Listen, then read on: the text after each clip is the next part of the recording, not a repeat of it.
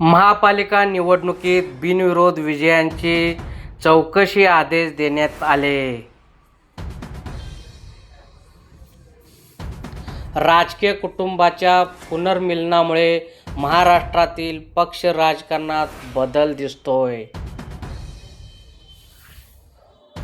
अजित पवारांनी भाजपवर भ्रष्टाचाराचे आरोप, ठाकरे पक्षावरही टीका.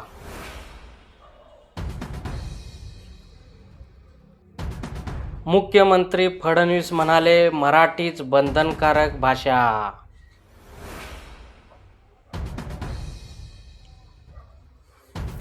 महापालिका निवडणुकीसाठी उमेदवारी अर्ज अंतिम दिवस, प्रचार मोहीम जोरात.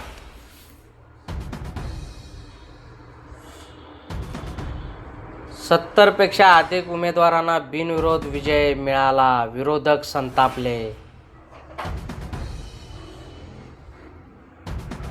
काँग्रेसने विधानसभा स्पीकरवर निवडणूक कायदा उल्लंघनाचा आरोप नोंदवला.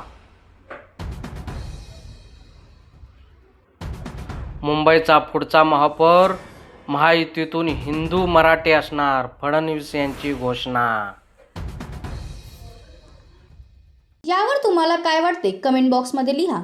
चॅनलला सबस्क्राईब केले नसेल तर नक्की सबस्क्राईब करा. जय महाराष्ट्र.